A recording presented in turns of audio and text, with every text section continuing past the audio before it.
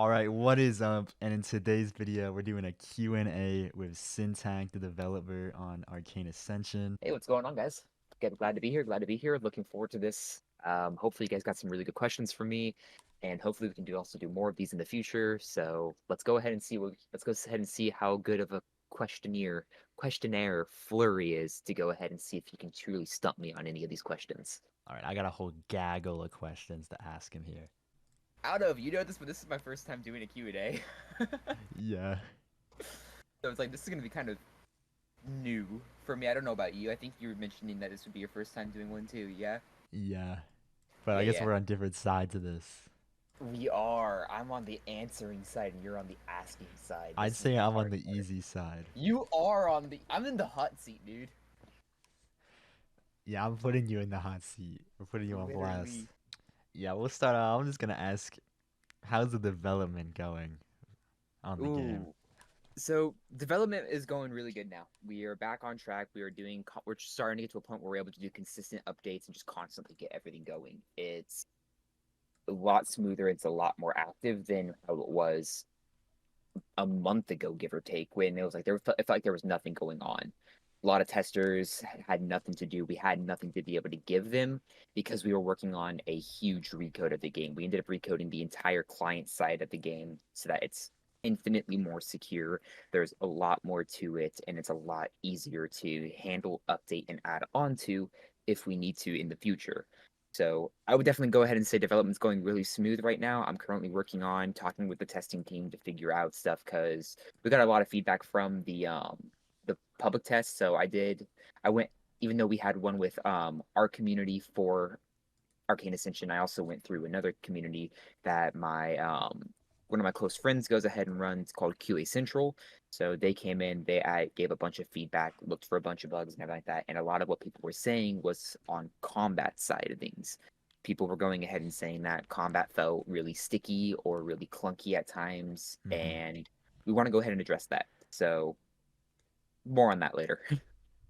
Nice. All right, well, next up, I was just asking about, this is one of the most asked questions, obviously. When do you plan on releasing the game? Oh, there it is. Yeah, so um release is hard. It's a hard number to give because giving a date gives false expectations. So it's something Yeah. that we've been kind of just dancing around, not really telling anybody, not even testers. We don't even give testers these types of heads ups on these things. We really try to just go ahead and keep it as vague as possible. And I want this to be taken with a grain of salt because by no means is this a confirmed date, but I can very well see this game being done and published within the first to second quarter of 2025. Nice. So that's like seasons. So like, Kind of, yeah. So it's on terms of elements, we don't have much left to do. We've only got one more fabled, which is solar. For the legendaries, we have Aurora and Shadow Wyvern. And then for mythicals, we have to go ahead and do Devastation, Abyssal, as well as Kitsune. We decided to go ahead and add a third mythical into the fray as on ooh. kind of as like a last minute thing, so that it wasn't just like all of the last bracket of elements only had two elements. And then as well as the Forbiddens, we have two of those as well, Chronos and Erebus. So it's the planning an element out is very easy to do and it's very fun to do. We go ahead and we sit down, we go ahead and open up a notepad and we design everything right there in call or with testers, whatever we want, whatever we're feeling.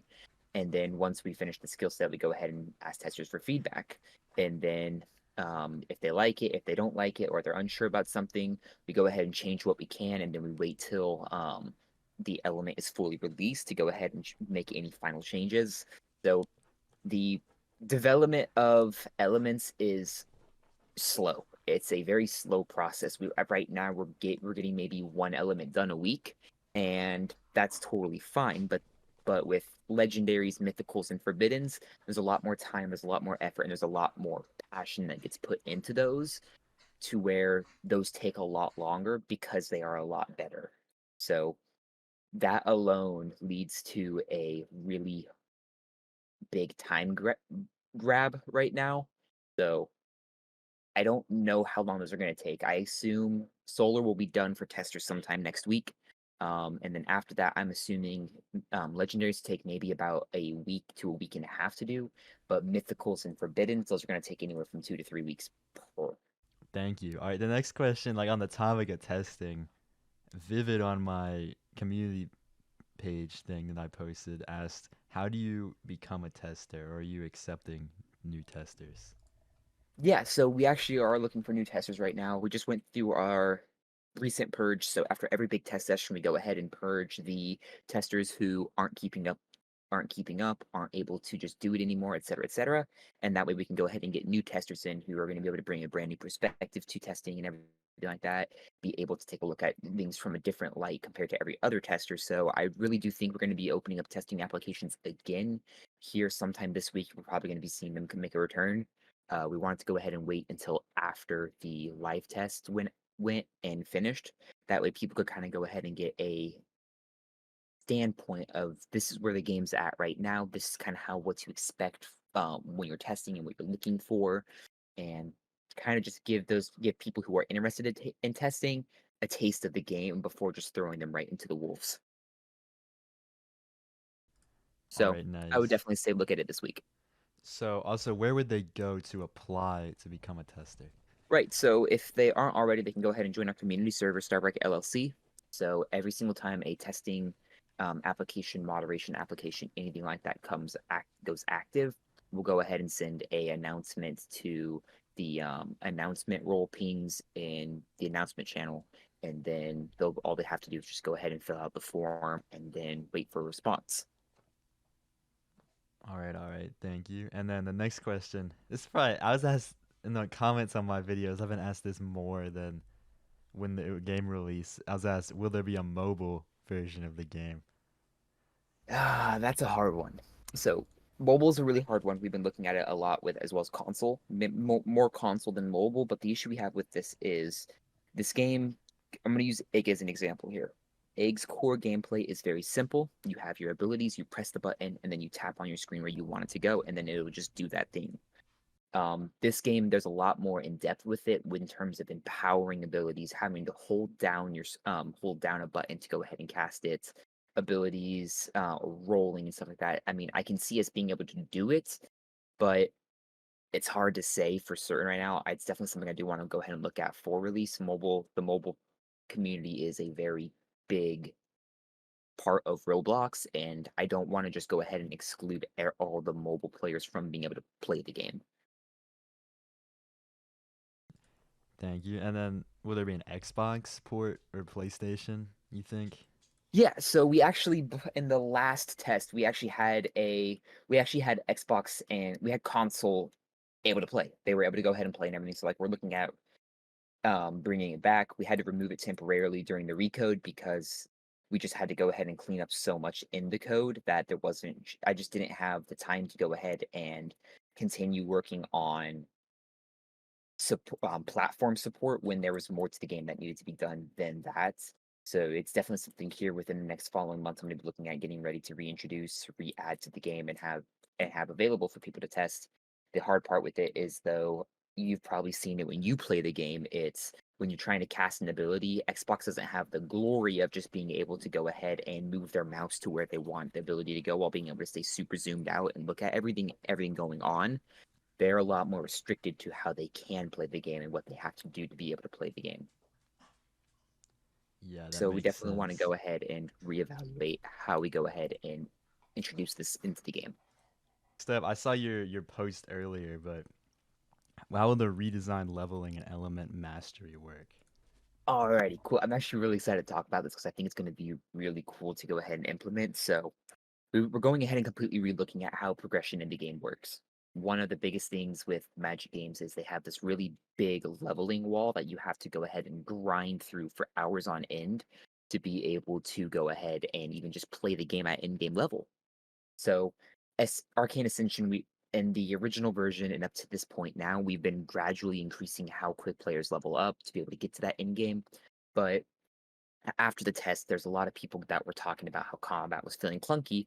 So this is kind of where we're getting into that is we're completely scrapping the leveling system. So instead of levels increasing your damage, increasing your health, mana pools, and experience gain, etc., its levels are now known as element mastery. The only thing those goes ahead and contributes to is gaining spins to go ahead and work on the magic machine, as well as unlocking new abilities. We wanted to kind of go ahead and just step away from how it was because there's no way to balance in early to mid game progression in terms of combat. Like a lot of people were noticing it where they were healing faster than they were dying, and fights would just never end. You just couldn't fight people at that level.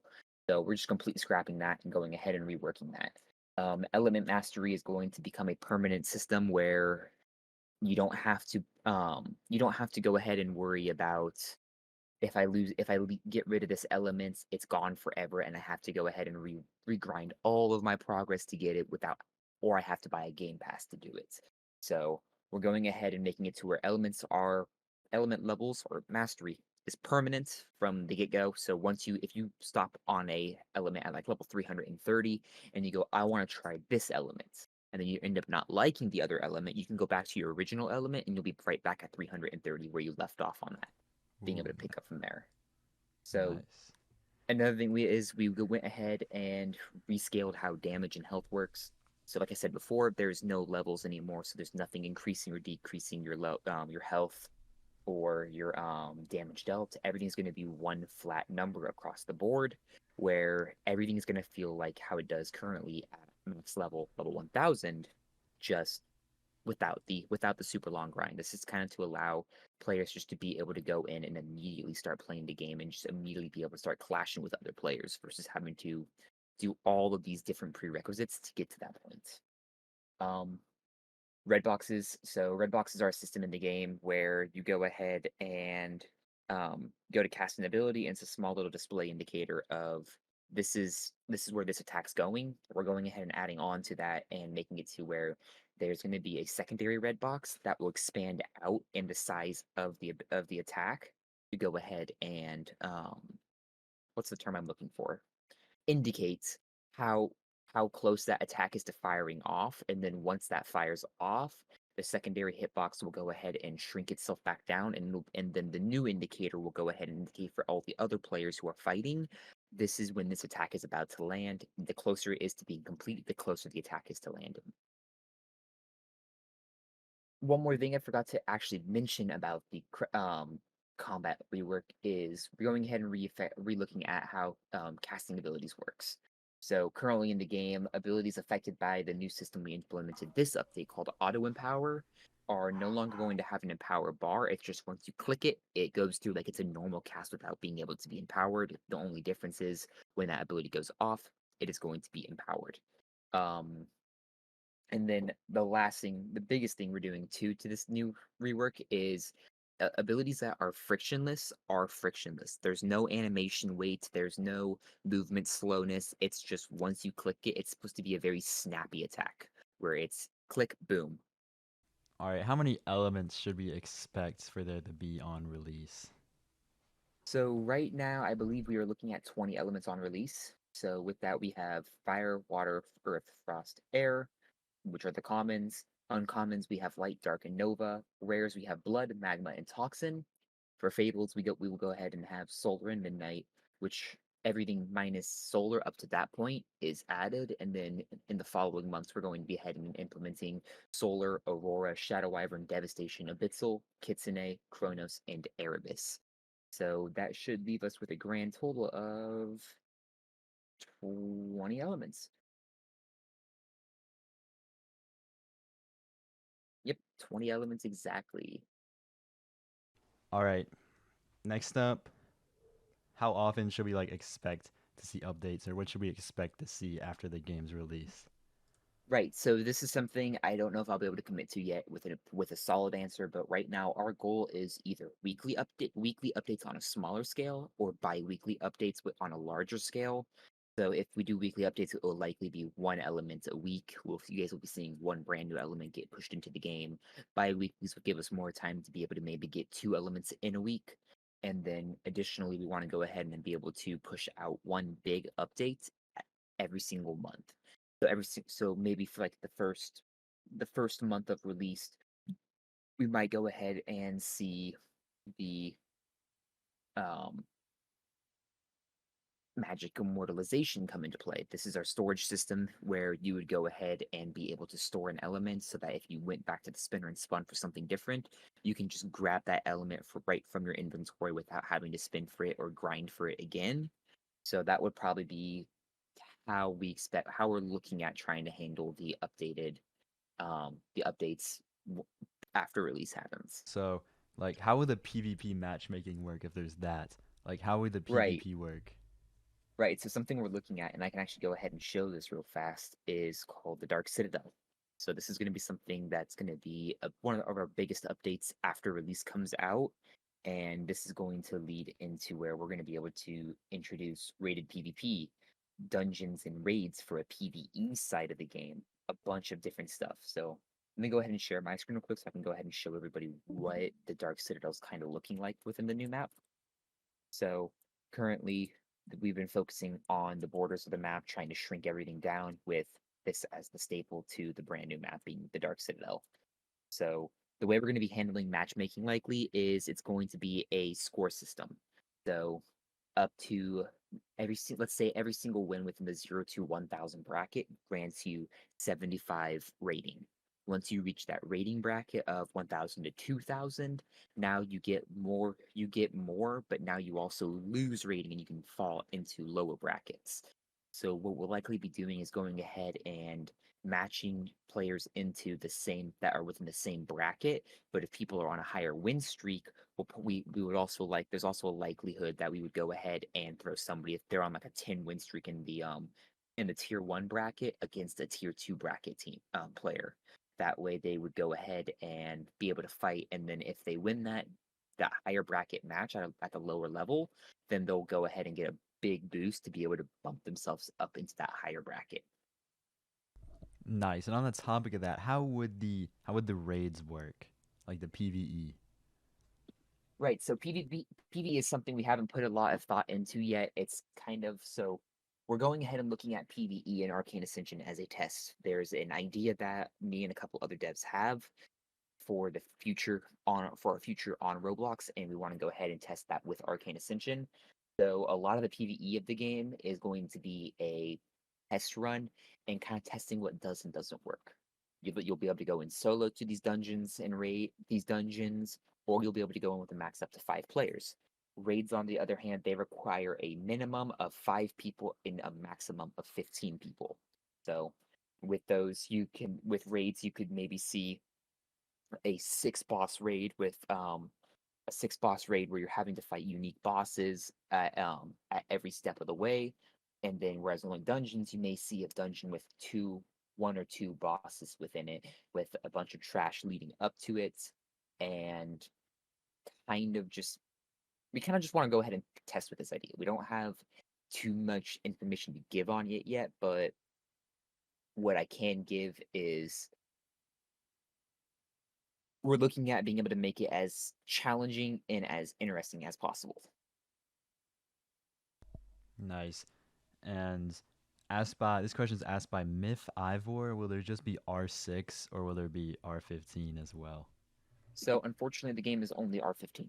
The reason why is because of the animations we use in the game. It's a lot of time to go ahead and make individual animations for R15 as well as R6. So we thought it would be an easier decision to just go ahead and limit the entire game to R15 versus allowing R6 and R15, where we have every ability having some sort of unique animation tied to it. What type of game passes will the game feature? Right. So game passes are something we kind of aren't looking at right now. We for sure we're gonna be seeing an instant spin functionality as well as a um double mastery function game pass. So instant spin is kind of self-explanatory. You buy it and you can just instantly spin through everything. And the double mastery makes it to where your mastery meter goes up way faster, allowing you to unlock those abilities quicker, get into fights with more at your disposal faster. And as of right now, it's kind of all we do have. I wouldn't be opposed to looking at adding more game passes, like for the storage system, adding extra storage slots to be able to store more elements with stuff for PvE. It's it's kind of up in the air right now. We don't know how we're going to handle the game passes or what we're going to be looking at adding into those game passes yet. Well, when do you think the next open test will take place? So that's a hard one right now because we're still technically in the current open test. This there's a high chance that this one could end up being the last test to release for the public. I would like to go ahead and do one more, and I might go ahead and do that after Mythicals are out, where only Forbiddens are left. Forbiddens are going to be kind of the dark horse of the game. I'm not even going to be giving testers a chance to test them. I want them to be raw. I want them to be a mystery. You want to go after them because you don't know how good they are. So I'm gonna go ahead and say likely one more public test before we see release. Ooh. All right, next, what are your favorite elements, or what will be your favorite elements? More of a So personal currently, question. my favorite element in the game at this moment is Midnight. I love the way it plays. I love how it's super aggressive, super in your face, and I'm a sucker for skill sets that have a lot of high movement, and that's what Midnight has. It has a lot of high movement with it. But if I had to go ahead and choose one that isn't released yet, I'm really looking forward to Chronos or Erebus. The two Forbiddens, we've planned them out already. We already have the documentation ready for them. And I really think they're just going to absolutely shake the platform. And I think they're going to be very fun to play. And I cannot wait to go ahead and test them out. And next up, what is the hardest part about the development on this game? Time. Time is the hardest part about developing this game. It's one thing that Henry and I don't have a lot of. Him and I both work full-time jobs outside of Roblox, so we're always constantly having to go ahead and find time to be able to work on the game and be able to do the stuff that we want to do for this game. And I would definitely say that's hard because sometimes it can get very hard to want to work on the game, especially when you're so exhausted from a long day at work or you're just having a really hard week. It's really difficult to go ahead and find that motivation to just say, "Hey, I'm gonna go work on the game. I'm gonna get the stuff done, and then we're gonna keep going with it." So definitely time. Thank you. How will the elements be balanced? Like, will the Fable elements be like by far the strongest, or will like common elements be able to compete at all in like See, PvP? I really like this question because it's something we paid a lot of attention to throughout every step of development in the game. So right now, our end goal is every element is viable. Now, of course, every element being viable doesn't mean the higher elements suck so much that they just manage to be viable with the lower elements. There's eventually going to become that gap where certain lower elements are going to have a significantly harder time challenging these higher elements. But that's all going to change when people start to learn how to play certain elements. Like Frost, for example, has some very neat crowd control abilities, being one of the few elements in the game that can go ahead and stun players.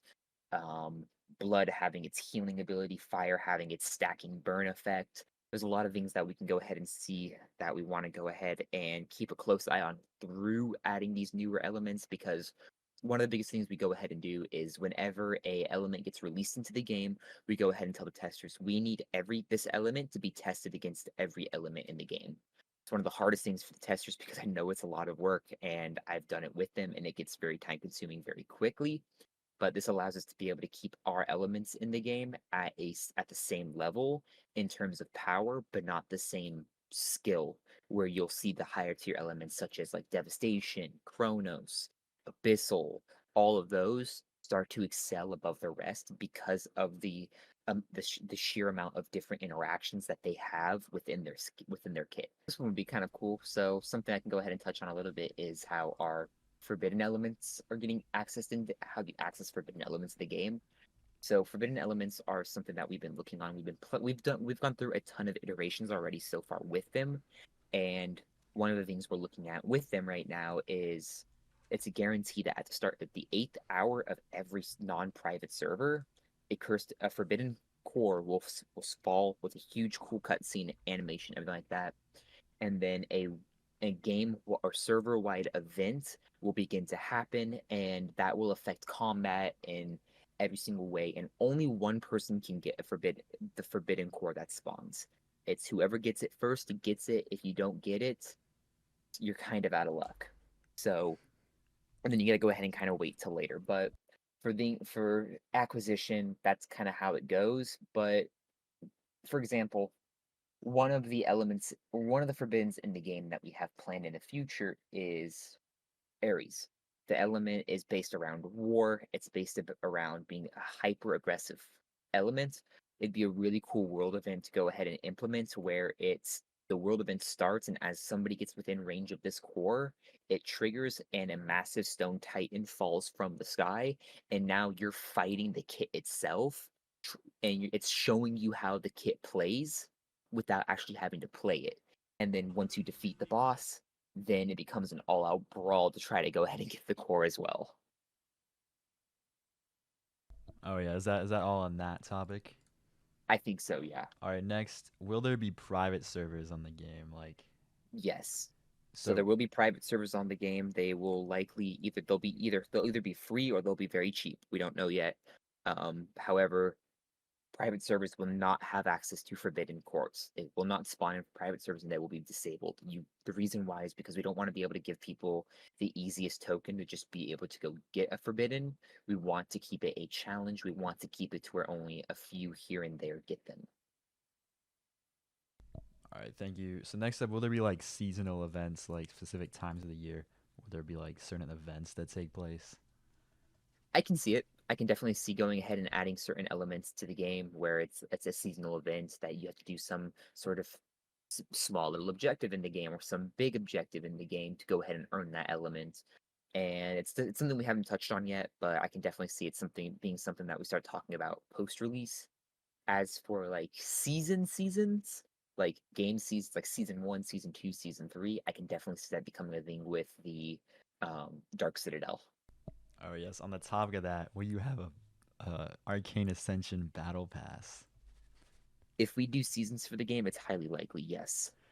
So if we go ahead and do battle passes, one thing I will focus on is going to be giving most of the cool rewards in the base battle pass. I want to be able to go ahead and give everybody who's playing a fair shot without I will our entire goal for this game is to go ahead and make it to where people don't have to pay a ton to enjoy their time playing it.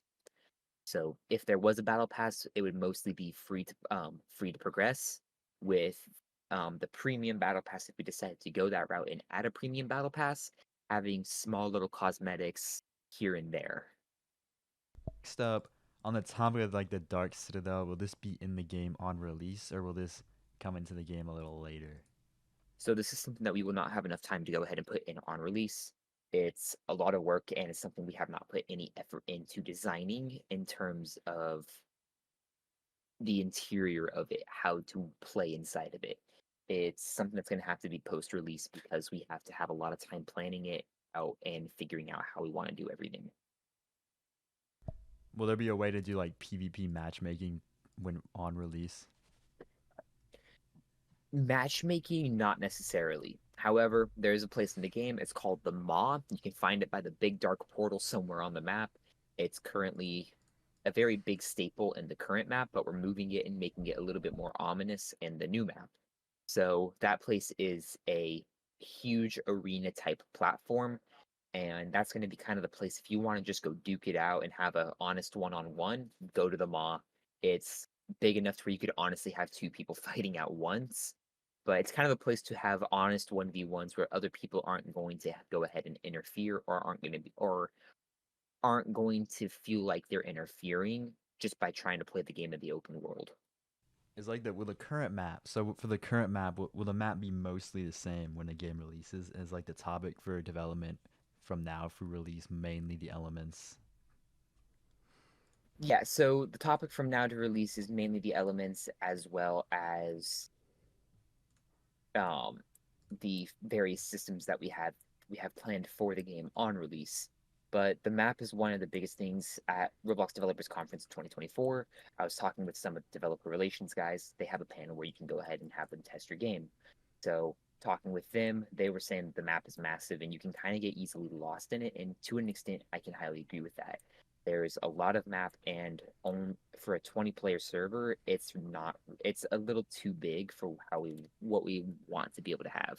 So with the newer map, we are definitely shrinking everything, and it's going to be a lot more close quarters where you're going to be able to kind of almost just turn a corner and go, oh, hey, there's somebody, I want to fight them. But for the most part, our highest priority is going to be element design. All right, well, thank you for taking the time out of your day to do this. I don't really have any more questions to ask, but thank you for being here. Hey, not a And problem. Like I said, I'm happy to do these things. Like if you ever want to go ahead and do another one of these, feel free to ask because this goes ahead and gives the community a chance to ask questions, talk to the developers through another person.